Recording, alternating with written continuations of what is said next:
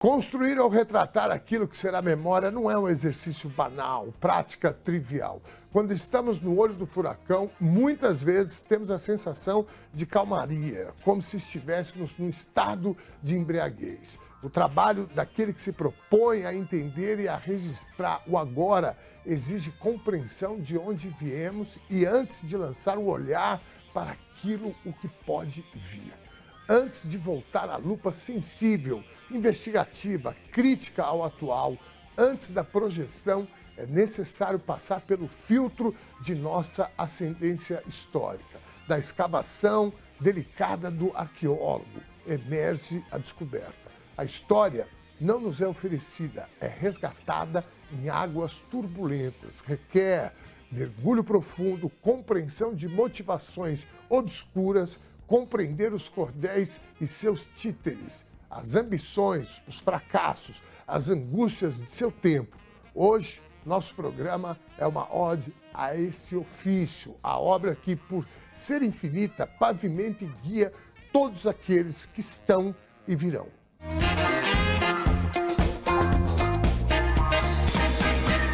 Que felicidade estarmos juntos novamente. Eu sou o Dom Ernesto e esse é o Conversa Sem Curva. No programa de hoje recebemos, antes de mais nada, um analista crítico da nossa sociedade, do nosso mundo. Historiador, professor e escritor com uma história riquíssima na construção da esquerda, da democracia e do campo progressista do Brasil.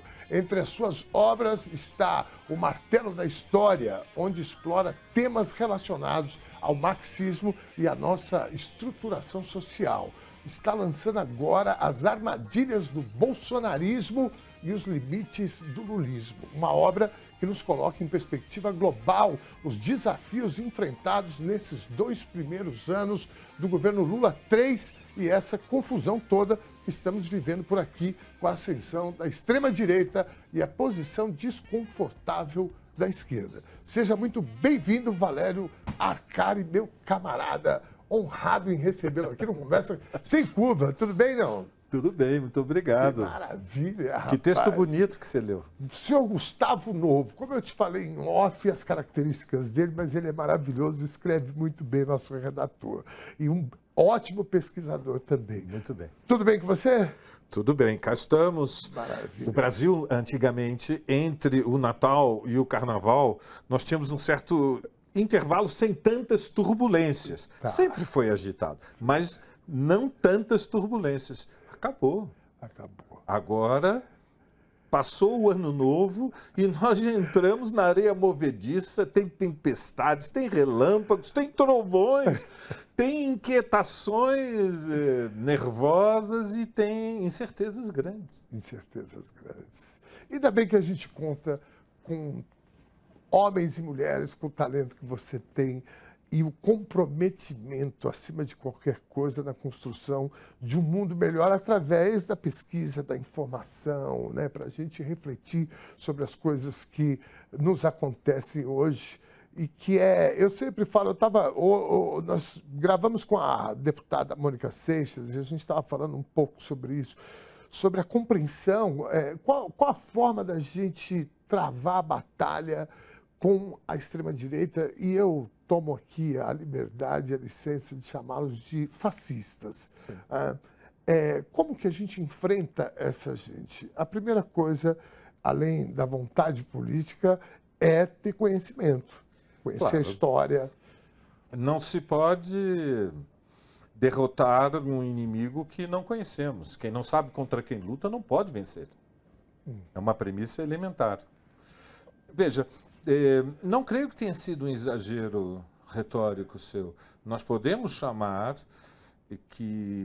ou caracterizar que as lideranças deste movimento no Brasil, e não só, no mundo, agora a eleição do Trump, o ano passado, o ano retrasado, a eleição do Milei, o movimento de extrema-direita é liderado por neofascistas. É um conceito legítimo, ou seja, nós estamos dizendo que não é o fascismo do século passado,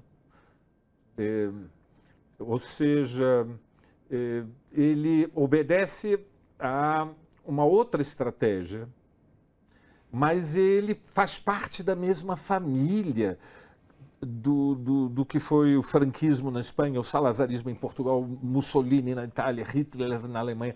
Ele é parte deste fenômeno. Bolsonaro, Milei, Trump, Meloni e por aí vai. Qual é a diferença? Há muitas diferenças, mas eu vou focar na mais importante. A gente não pode se perder nas nuances.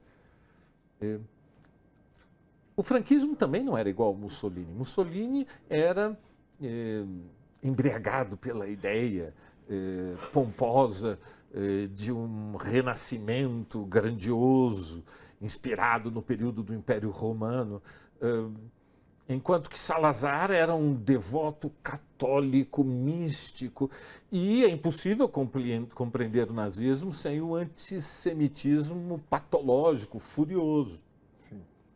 Mas eles todos respondiam a uma estratégia. O medo de novas revoluções, como a Revolução Russa.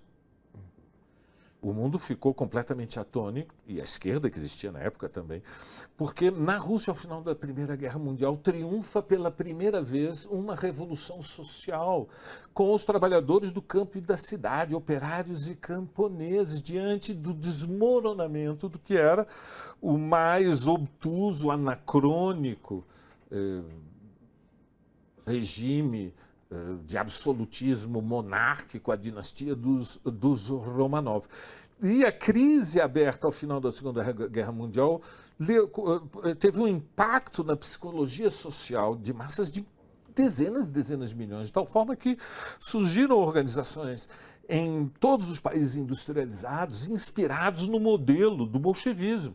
E surgiu o pânico, o medo de revoluções de outubro.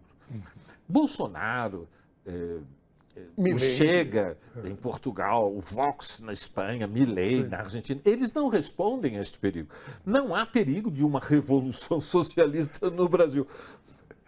Mas eu digo isso como... Mas o fantasma comunista é sempre resgatado por eles. Eles sempre vão buscar as pauras, as fobias mais primitivas, uma espécie de anti-igualitarismo que repousa, no caso da experiência brasileira, nas camadas mais profundas da ideologia reacionária que remetem aos 350 anos da escravidão e ao fato de que a maioria da população brasileira, que é afrodescendente, tinha um estatuto subhumano durante a escravidão. Mas a extrema-direita e o neofascismo, o novo fascismo, para distinguir do histórico, ele não responde ao perigo das revoluções de outubro. Eles sabem que não há no cenário previsível a possibilidade de revoluções anticapitalistas triunfarem. E é uma pena. O que eu digo com tristeza, porque eu tenho ainda, digamos, a esperança que o mundo possa mudar e caminhar para uma forma de civilização mais elevada. Então, o que responde a este fenômeno? Porque é muito forte. Vamos lembrar que nos últimos 10 anos, nós vimos mais de uma vez a força que o bolsonarismo é capaz de colocar nas ruas e a força que ele é capaz de arrastar em processos eleitorais. Ao que responde? É isto que é o objetivo do meu livro. A Armadilha do Bolsonarismo, ele consagra vários capítulos a tentar responder a isso. E eu vou adiantar a ideia mais poderosa, digamos, que eu creio que é a mais importante. O bolsonarismo, assim como o Milei, eles são um fenômeno político que expressa os interesses, em primeiro lugar, de uma fração da classe dominante, que chegou à conclusão que neoliberalismo, ou seja, privatizações, flexibilização das relações trabalhistas e por aí vai, ajustes fiscais, austeridade, desmoronamento das conquistas sociais e da previdência social em diferentes países, em particular no Brasil. Né? Nós temos hoje 38 milhões de pessoas beneficiadas por aposentadorias e pensões. Saíram ontem os números da Previdência Social do ano passado. Nós estamos falando de algo próximo a 9% do PIB. É de longe a despesa mais importante do Estado brasileiro. Eles respondem, em primeiro lugar, a uma fração da classe dominante que é contra este neoliberalismo em gradualismo. Eles querem uma política social de choque reacionário, contra-revolucionário. Eles querem realmente a sua estratégia, ela obedece a um cálculo de que o capitalismo só pode manter crescimento se os custos produtivos forem reduzidos, no caso da experiência brasileira, para uma nivelação com o padrão asiático, ou seja, o Brasil só pode crescer se receber investimento estrangeiro. O Estado não tem capacidade de investimento e a acumulação de capital da burguesia interna é insuficiente para dar sustentação ao PIB, que já chegou na escala que nós estamos de 2,2, 2,3 trilhões de dólares ou 11,5 trilhões de reais. Precisa de investimento externo. Da onde vai chover dólares? O investimento externo só vem para o Brasil, como vinha no pós-guerra, durante 30 anos, o Brasil foi o primeiro destino do investimento externo norte-americano no mundo, depois deslocou para a China. Só virá se os custos produtivos permitirem um movimento de rotação do capital muito acelerado, parecido com o que tem no Sudeste Asiático. Custo produtivo significa cortar salário, cortar todo o custo de produção. Os direitos sociais conquistados desde o fim da ditadura. Por isso, eles também, vejam, eles se radicalizam contra as conquistas democráticas, porque, a rigor, as reformas que o capitalismo brasileiro conheceu depois deste intervalo de 35 anos, que nos separa de 88, foram pequenas, foram modestas, mas são muito valiosas. Sim. São pequenas, são modestas, mas são muito valiosas. Faz muita diferença ter 20 milhões de pessoas que são beneficiadas pelo Bolsa Família. Faz muita diferença que o salário mínimo tenha uma valorização que vá além simplesmente da correção monetária. Sim, aumento real. Aumento real. Faz muita diferença que haja programas que garantem a sustentação do SUS, como nós vimos e aprendemos dramaticamente durante a pandemia, com 700 mil mortos. Mas imaginemos quantos teriam sido se não existisse uma rede com a capilaridade nacional que tem o SUS. O SUS é caro demais. Salário mínimo é caro demais, Bolsa Família é caro demais, a Previdência Social é cara demais. Eles querem reduzir os custos sociais do Estado para recuperar esta pulsação cardíaca do capitalismo, ganhar mais dinheiro em menos tempo. Muito bem. É uma política social de choque. É um confronto contra-revolucionário. O problema é que não se faz isso a frio num país como o Brasil. Não se faz a frio porque há uma esquerda no Brasil. Tem que derrotar um inimigo, tem que começar derrotando o núcleo central da classe trabalhadora, que construiu os atuais partidos de esquerda, o PT, o PSOL e outros, que construiu a CUT, construiu o MST, construiu o MTST, construiu o movimento feminista, tem o movimento negro, tem o movimento de mulheres, tem o movimento LGBT, tem o movimento ambiental, tem o movimento indígena. Pujante, vibrante hoje no Brasil, com uma nova geração de jovens. E que foram conquistados por degrau, um processo molecular de acumulação de forças. Pequenos, mas muito significativos, e agora a gente está vendo. E nós temos hoje, portanto, um desafio que é derrotar a extrema-direita. Eles querem nos impor uma derrota histórica. Nós temos que ver o monstro olhos nos olhos. A mão deles não vai tremer, sejamos conscientes. Punhal verde e amarelo mostrou. Tem de tudo. Eles queriam destruir a linha sucessória da presidência da República. Não é pouca coisa. E destruir significa assassinar. Assassinar o presidente Lula, Alckmin e Alexandre de Moraes. Então nós estamos falando... E tem um quarto elemento que muito provavelmente faria parte dessa linha sucessória que você aponta. Ninguém sabe quem é o Juca, né? A gente sabe que era o Joca ou o Jeca. O Juca é um mistério. Eu tenho um palpite, mas é um mistério. O fato é que... Eu também tenho um palpite, mas também é um Depois a gente fala num ouvido do outro em petit comité. Mas o certo é que o inimigo é muito poderoso. E eles não é somente as forças organizadas da esquerda que eles querem destruir. Eles querem impor uma derrota histórica. E a derrota histórica, nós aprendemos com a geração que veio antes de nós. No meu caso, a geração da minha família, do meu pai. Minha mãe e meu pai saíram do Brasil depois de 64. A derrota histórica é quando é tão pesado que toda esperança se dispersa. Vai ser preciso o intervalo de uma nova geração. E foi assim. Foi preciso uma nova geração chegar à vida adulta, porque o material humano que foi derrotado em 64 tinha sido consumido pela luta. A derrota foi muito grave no Brasil em 64. Teve muita importância, abriu o caminho para a derrota e o golpe na Argentina em 66. Sim. Abriu o caminho para Pinochet no Chile em 73. Nós estamos falando, portanto, do lugar único que o Brasil ocupa na América Latina. Os destinos do Cone Sul, pelo menos, dependem em grande medida para onde nós vamos no Brasil. Eles querem uma nova derrota histórica, eles querem deixar claro que durante 15, 20 anos a esquerda vai ser esmagada nesse país. Bom, o desafio nosso, portanto, é estudar o inimigo e aprender como derrotá-lo. Muito bem.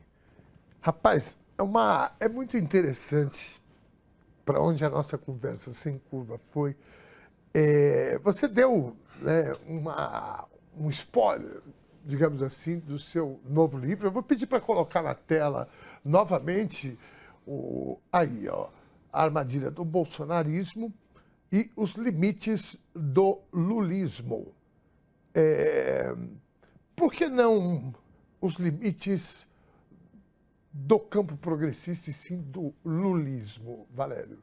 Porque o lulismo o PT e o lulismo são um fenômeno-chave para nós entendermos a história do Brasil, a rigor, desde 1980.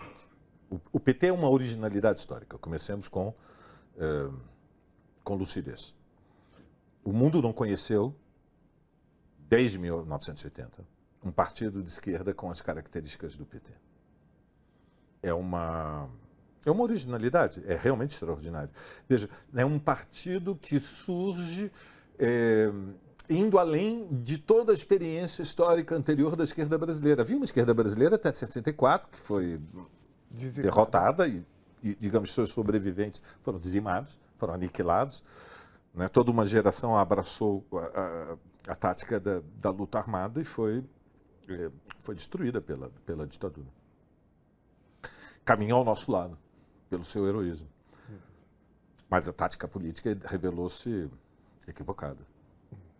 Nós precisávamos deles aqui, fazem muita falta. Sim. Aqueles que nós perdemos na luta armada são os nossos heróis, mas fazem muita falta.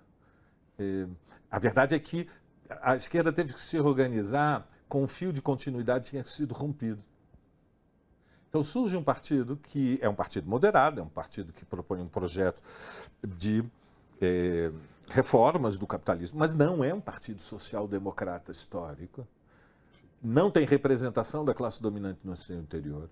Tampouco é um partido que se carrega sobre os seus ombros a herança do peso do que foram os partidos comunistas no passado, a herança stalinista. Sim. Então é um novo começo que se apoia no movimento real da classe trabalhadora e é um instrumento de luta que cumpre papel-chave na luta contra a ditadura. Sim.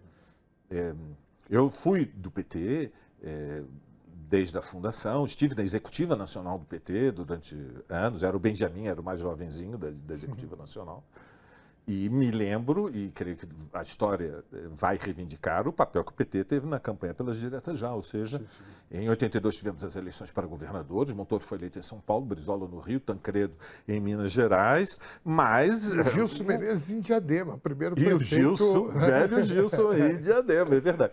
E, a rigor, Figueiredo estava no poder e a ditadura estava de pé, o regime militar estava de pé, havia uma situação híbrida, ele tinha permitido eleições para governadores, mas toda a estrutura legal, política do Estado, e, na verdade, as posições de poder estavam intactas. E, naquele momento, o PT em São Paulo tomou a iniciativa de chamar um comício pelas diretas.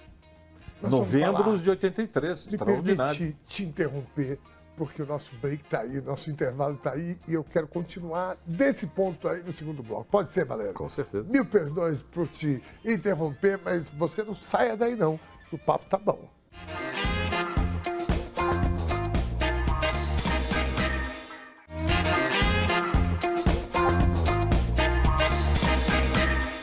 Diretamente dos estúdios da TVT na Avenida Paulista, estamos de volta com Conversa Sem Curva, que hoje com Valério Arcari, que está lançando uma preciosidade rara para a gente entender melhor nosso momento histórico, as armadilhas do bolsonarismo e os limites do lulismo. Mas antes de voltarmos para o nosso bate-papo, deixa eu dar um recadinho rapidinho para você aqui. A gente tem encontros marcados por aqui todos os domingos às 7 da noite e todas as segundas às 8 da noite. É um programa inédito aos domingos e outro também inédito às segundas. Avise a moçada toda aí, seus parentes, vizinhos, o caixa do supermercado, ou a caixa do supermercado, o cobrador de ônibus, enfim, o pessoal todo para acompanhar a gente aqui na Grande São Paulo. É muito simples, basta sintonizar no canal 44.1 da Antena Digital. No ABC Paulista você tem também a opção pelo canal 512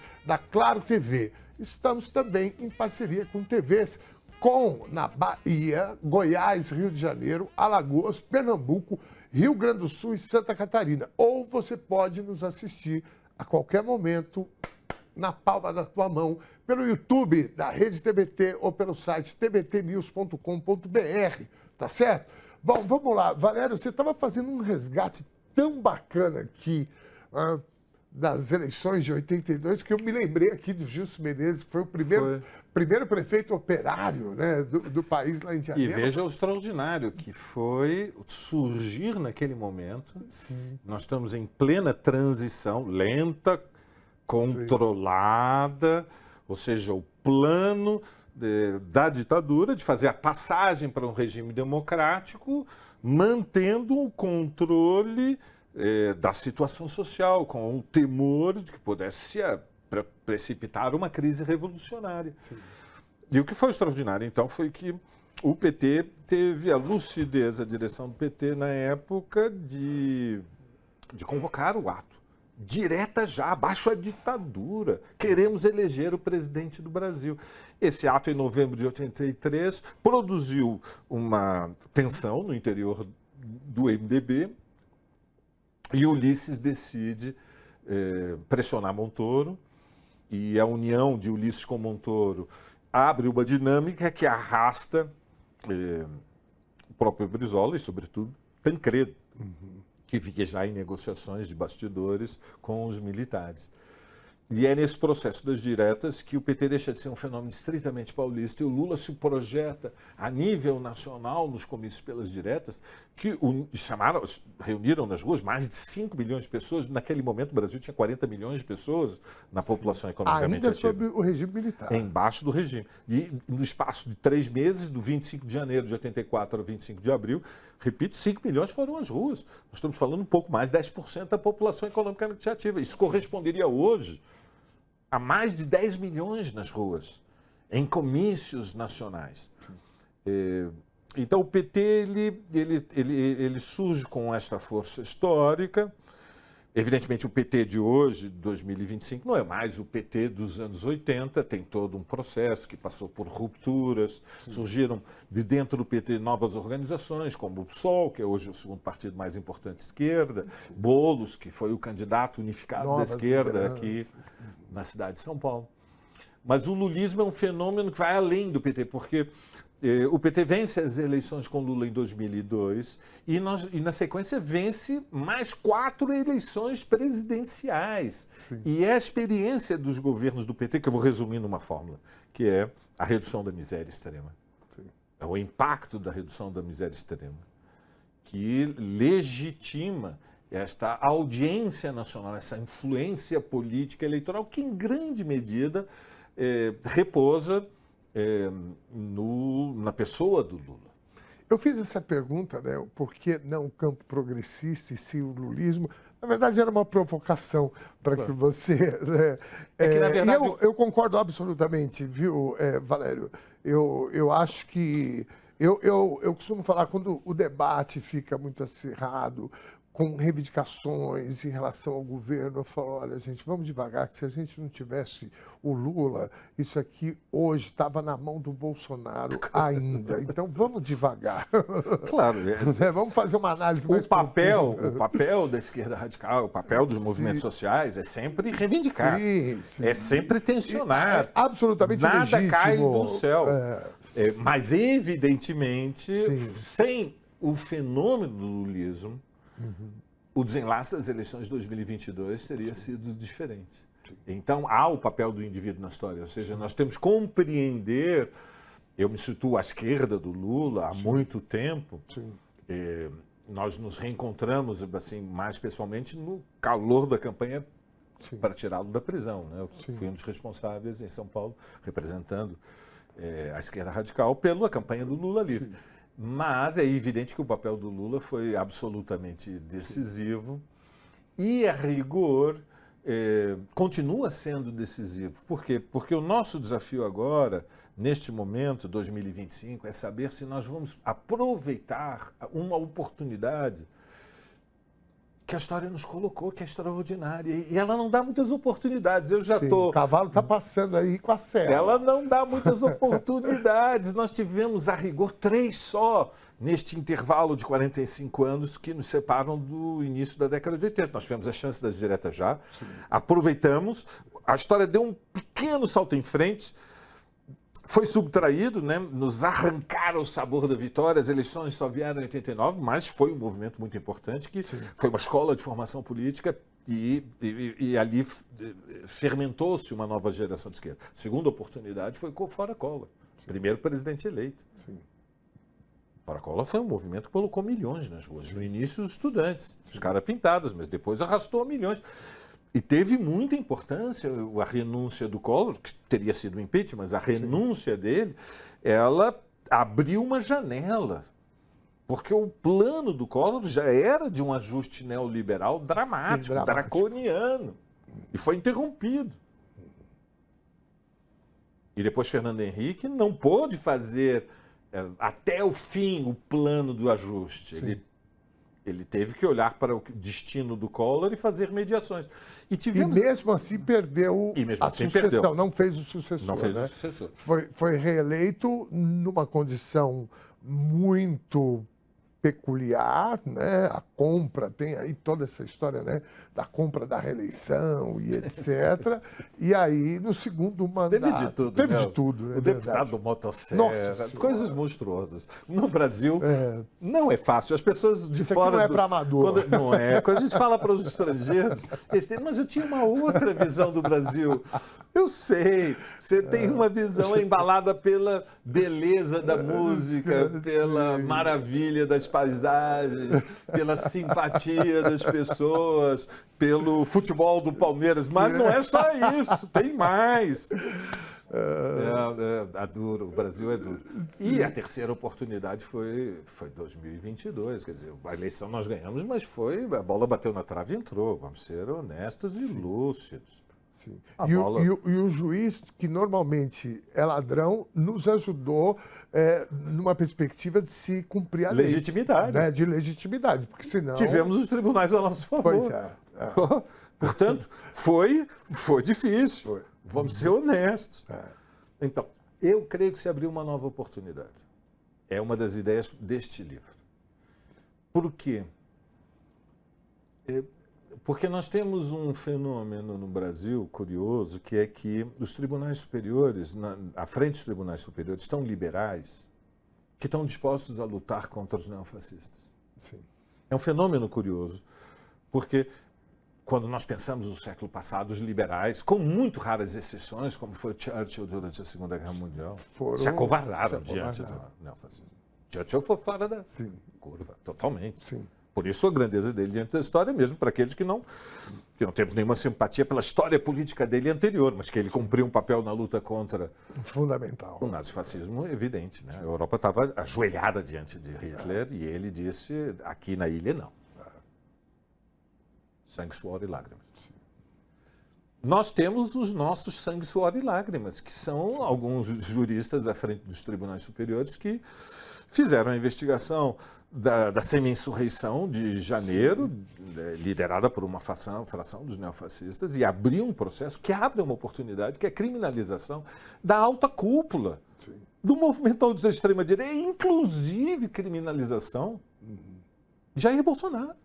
Isto não é um detalhe da nossa vida de 2025.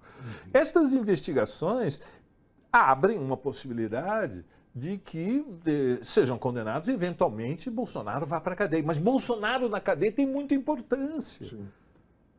Por quê? Porque nós não somos... Não é vingança, não é revanchismo, mas do ponto de vista político... É justiça e é respeito pelo que aconteceu. Tanta gente morreu durante a ditadura, tanto sacrifício nos últimos 45 anos. E nós vamos abrir um caminho, facilitar para a extrema-direita chegar ao poder, eventualmente, e imagine o pesadelo se for por eleições. Sim. Não, a luta é dura, a mão não pode tremer. Sim. Porque do lado de lá não treme. Não treme. Não treme. E o desafio é que nós não podemos transferir para os tribunais superiores o destino da nação, se quisermos. Não é razoável esse grau de responsabilidade na história cair somente sobre os ombros dos ministros dos tribunais superiores. Portanto, a esquerda tem um papel, os partidos, o PT, o PSOL, o PCdoB, os movimentos sociais, mas o governo Lula também tem um papel, porque, veja, todos os partidos e todos os movimentos sociais, o movimento de mulheres, LGBT, o movimento negro, são instrumentos de luta. Têm as suas pautas específicas.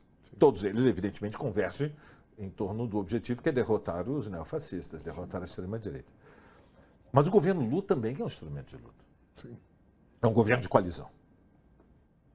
É um governo de coalizão imposta em grande medida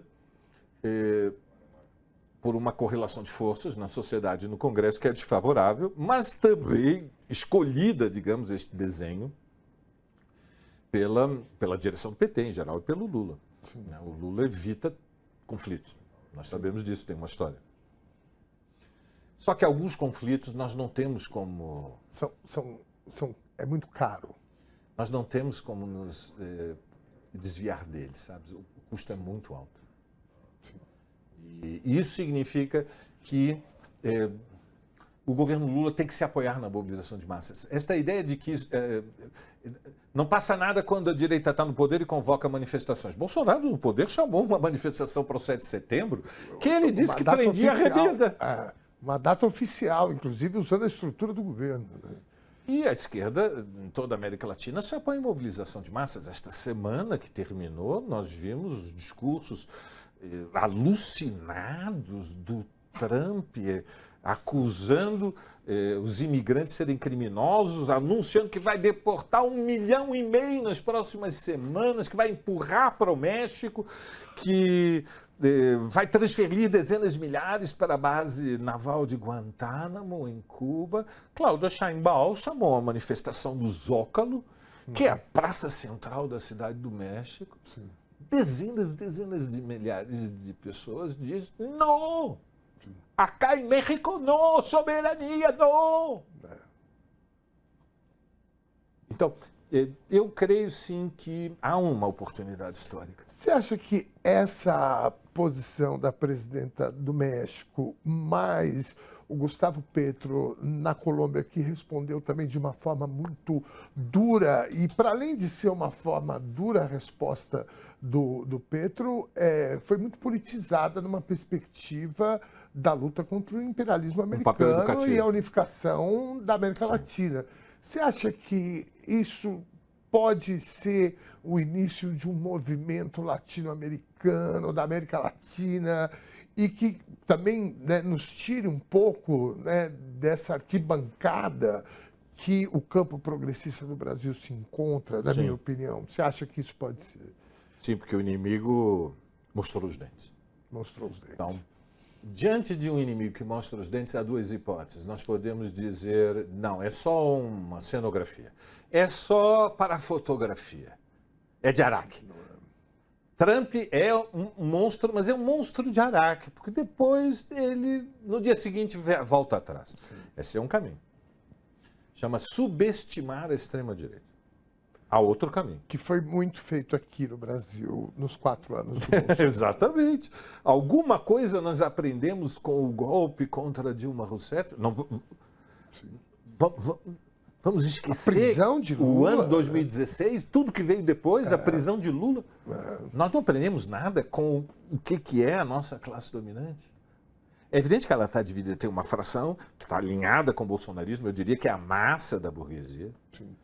E tem uma fração que é mais rica, mais poderosa, mais concentrada em São Paulo, mais cosmopolita, que está disposta e já colaborou com os neofascistas, mas tem medo também dos neofascistas. Sabem que eles são incontroláveis. Eles tentaram colocar uma focinheira e viram que não tem jeito. Eles tentaram, mas viram que é muito difícil. Né? Então, eu diria para você com o coração assim aberto, sem mágoa, mas também sem autoengano, que o erro mais grave da esquerda brasileira foi, desde 2015, a subestimação da extrema-direita. Esse é um dos limites do lulismo. Sim. A subestimação do inimigo. E veja, é um padrão, não é só brasileiro, é um padrão mundial na esquerda. Por quê? Porque é um fenômeno novo. Tudo que surge pela primeira vez na história é muito difícil de compreender. Foi assim com o nazismo, foi assim com o stalinismo. Sim. Quando surge algo pela primeira vez na história, é muito difícil de compreender. Mas nós não temos o álibi da geração... no retrovisor um pouco, né? A história. Nós não temos o álibi daqueles que nos anos 20 e 30 tentavam atribuir sentido a este nacionalismo exaltado, a este negacionismo climático, a esta homofobia patológica, a esta exaltação da supremacia branca. Há um padrão mundial. Eu vou te pedir, com dor no coração, para te interromper, porque nós precisamos ir para o nosso intervalo. Você não sai daí que a gente está de volta já já.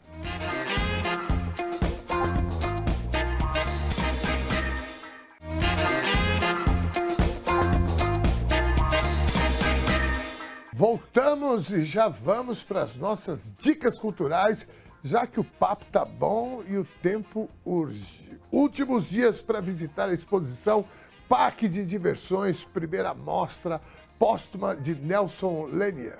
Em suas obras, o artista que nos deixou em 2020 aborda questões com a banalização do consumo, a iconografia religiosa e questiona o objeto artístico como algo sagrado. A exposição reúne 74 obras e estará em cartaz até o dia 23 de fevereiro na Caixa Cultural São Paulo, localizada na Praça da Sé, número 111, com entrada gratuita. Exposição Parque de Diversões imperdível, não é mesmo? Agora, uma para os foliões de plantão, para aqueles que estão se guardando para quando o carnaval chegar. Eu vou botar meu bloco na rampa. É um projeto muito bacana que leva grandes blocos de São Paulo para cortejos pelas rampas do Sesc, 24 de maio. Perigoso para quem bebe, não?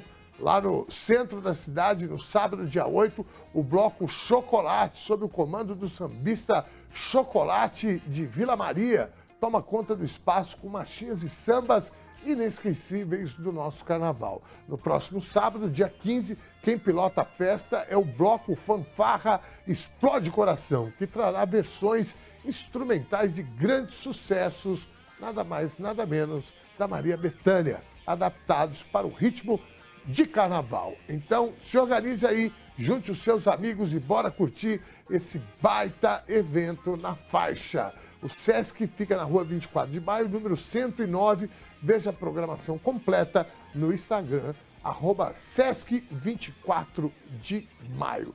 Querido Valério, nosso papo, rapaz, eu vivo falando isso, você é aquele tipo de convidado que a gente tem que marcar, fazer igual na Netflix, faz uma série, aí vai colocando os episódios, porque eu tenho tanta coisa para te perguntar e que eu queria ouvir suas análises. Eu já quero deixar o convite aqui aberto para outros momentos você estar aqui com a gente, para a gente falar mais, viu, querido? eu quero colocar o novo livro, né, do Valério. Coloca para mim, por favor, de novo, aí na tela, essa capa linda, Armadilha do Bolsonarismo e os Limites do Lulismo. Valério Arcari. Rapaz, olha, eu ainda não li esse livro, eu tô com o do Benedito Mariano, já iniciei a leitura e eu quero começar o teu, porque eu estou super curioso, nosso bate-papo aqui, os spoilers que você está dando, né, já dá para entender que vai ser uma leitura bem sedutora, daquelas que você começa a ler e não para.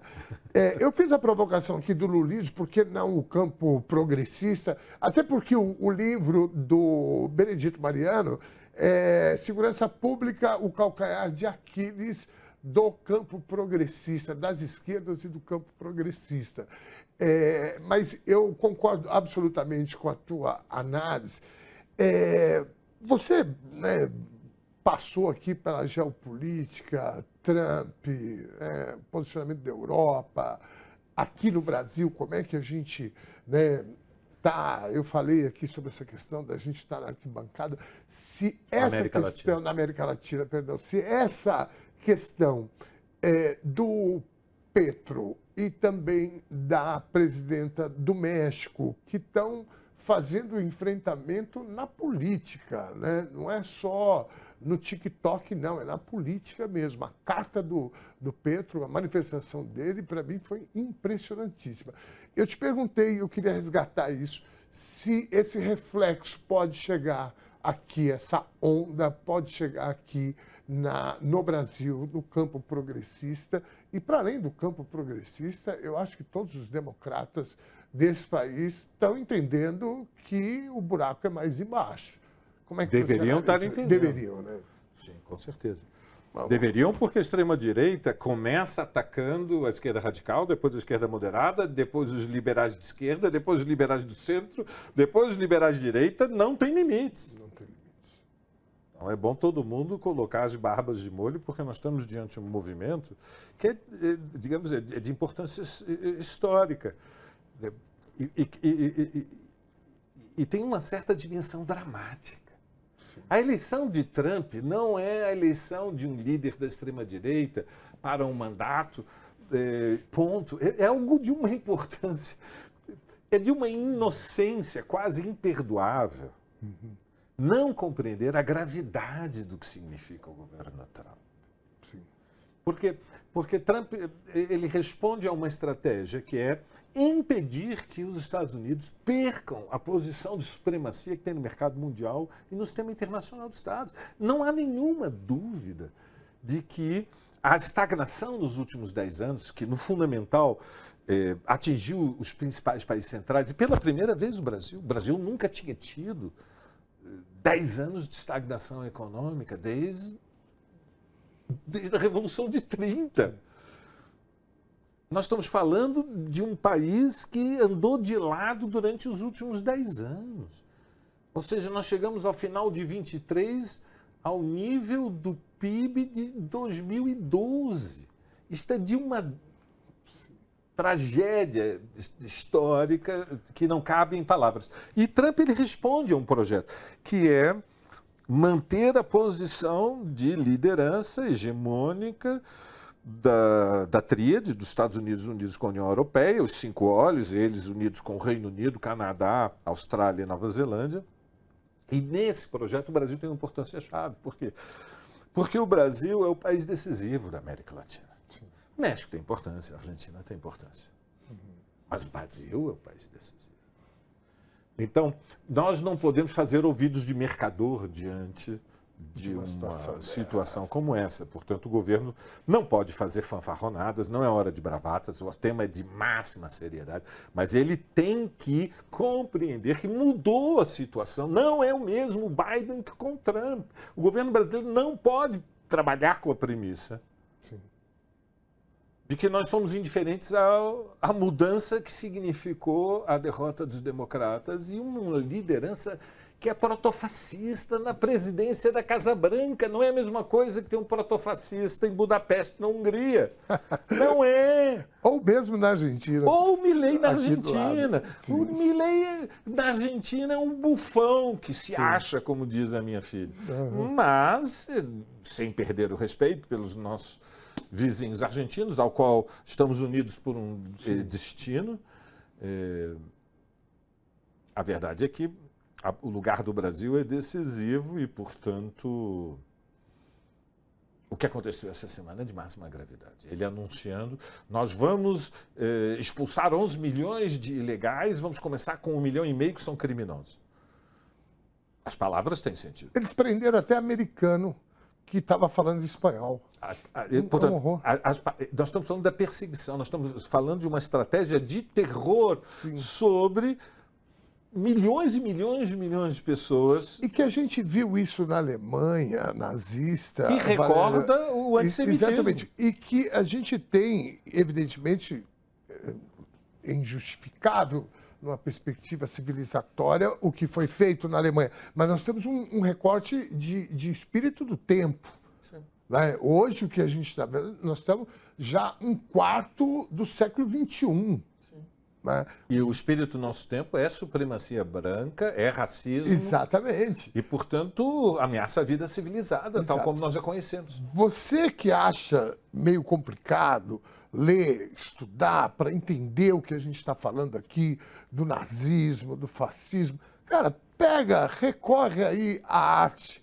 Eu assisti agora uma série que fala sobre os grandes estilistas franceses, Christian Dior e etc., a relação deles com o regime nazista nos 4 anos que a Alemanha ocupou, e vocês vão ver o horror que foi o nazismo. E você tem uma infinidade de filmes para você entender, olhando esse resgate histórico que o cinema nos propicia. E depois você dá um pulinho nos livros, para você estudar um pouco, para ver a gravidade que nós estamos falando. O Trump, assim como o Bolsonaro, para mim, eles representam exatamente o que foi... Eles são da família do nazismo. O projeto é a luta pelo domínio do mundo. Agora, Valério, eu queria te fazer uma pergunta. Às vezes eu tenho a impressão que isso, na verdade, é o último suspiro do capitalismo. Como é que você avalia essa minha impressão, querido? É a expressão de uma decadência do sistema, quer dizer... Faliu. Para mim, faliu é a última... Há uma beleza, às vezes é uma beleza cruel, digamos, na perspectiva histórica, que nós podemos estabelecer algumas métricas, a gente pode usar alguma régua para, com cuidado, fazer comparações. E, portanto, aqueles que temos a paixão pelo passado, a gente descobre que, ao contrário da ilusão de que é necessária para a vida, a sobrevivência da vida todos os dias. Para nós vermos todos os dias, nós temos que imaginar que amanhã o dia vai começar mais ou menos como foi hoje. Vai ser um pouco diferente hoje, pode ser que um pouquinho melhor, pior, mas é necessário para o nosso equilíbrio mental, para a nossa economia das nossas emoções. Nós temos projeções de previsibilidade que nos tranquilizem. Mas isto é uma ilusão de ótica, porque os dias não são iguais, os meses não são iguais, os anos não são iguais. Há períodos que a história acelera, há períodos que a história regride, há períodos de estagnação, há períodos em que há avanço, há períodos que há dramáticos retrocessos. E, portanto, é uma ilusão de ótica, é uma ideia errada. Nós imaginarmos que a vida continua e que de alguma maneira o progresso vai abrir um caminho. Não é assim, há abismos históricos. Há abismos históricos. Ao final da Idade do Bronze existia uma cultura dinâmica, vibrante, no mundo micênico, no mundo grego, digamos assim, para simplificar, e por razões que até hoje são debatidas, este mundo colapsou, desapareceu, as cidades desapareceram, a língua escrita que os micênicos dominavam em Creta, os gregos foram depois analfabetos durante 500 anos. Um abismo histórico, uma tragédia. E nós temos as provas documentais, realmente ocorreu ao final do Império Romano, que dominou a Europa Ocidental durante 7 séculos. Nós temos uma regressão histórica durante 300 anos. A classe dominante que surge do desmoronamento do Império Romano era iletrada, analfabetos. Então nós não podemos descartar a possibilidade de que o mundo tal como nós o conhecemos esteja ameaçado por uma regressão histórica. Sim. Que corresponde ao nosso tempo. E veja, está diante dos nossos olhos. O capitalismo está levando a humanidade para um abismo catastrófico, que é o aquecimento global. É praticamente, a manter-se atuais níveis de carbonização da vida econômica e social, é quase inevitável que nós vamos atingir, antes de 2050, uma elevação da temperatura de 2 graus centígrados acima do que era a temperatura média do planeta no início da Revolução Industrial, no último quartel do século XIX. Bom, as consequências disso estão sendo estudadas, os modelos climáticos pelos climatologistas, mas nós estamos construindo também no campo da economia, da sociologia, da história, modelos teóricos para prever. É muito possível que alguma das hipóteses dos meus colegas que estudam este tema é que a vida organizada, tal como nós a conhecemos, não vai ser mais possível, porque estamos falando da elevação do nível dos oceanos, estamos falando da necessidade de recuar organizadamente com o movimento de centenas de milhões de pessoas. Países que nós conhecemos vão ficar debaixo d'água. A desorganização econômica e social e os conflitos sociais que vêm depois disso são cenários distópicos, apocalípticos. É isso. Não bastasse o aquecimento global, nós temos um fenômeno novo que é a tendência para a estagnação do capitalismo na longa duração. Os liberais estão estudando isto. Sim. Seriamente, o Banco Mundial está estudando isso, o Fundo Monetário Mundial está estudando. Por quê? Porque o movimento de financiarização é incontível. Nós já temos hoje mais de alguma coisa estimada em 300 trilhões aplicados em derivativos, em papéis. Esse é o cálculo do Banco de Compensações Internacionais, que é o Banco Central dos Bancos Centrais, o Banco de Basel, de Basileia, na Suíça. 300 trilhões. Em 2008, quando explodiu a crise, a estimativa do BIS, do Banco de Basileia, é que o valor de face dos títulos derivativos tinha superado os 500 trilhões. Já está em mais de 300 agora. E, portanto, é uma massa de capitais que não vai para o investimento produtivo, se refugia em papéis, porque as aplicações produtivas não permitem o retorno que a especulação com as apostas dos derivativos, ou seja, os títulos das dívidas, dos estados, para começar, mas não só das empresas, oferece prêmios financeiros muito mais elevados do que produzir o que aonde para vender para quem. Veja, agora o drama da NVIDIA estava aplicando dezenas de bilhões de dólares em hardware para poder colocar em operação em grande escala os novos aplicativos da inteligência artificial. E, de repente, surge uma empresa chinesa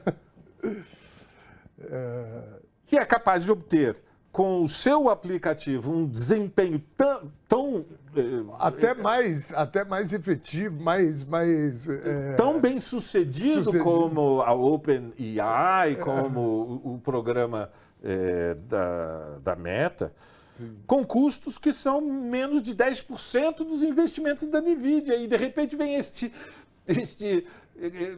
não sei como dizer, tsunami que foi a queda das ações da inteligência, né, na Nasdaq de Nova York, e num dia a NVIDIA perdeu, evaporou-se 1 trilhão, é metade do PIB brasileiro, eles perderam numa noite.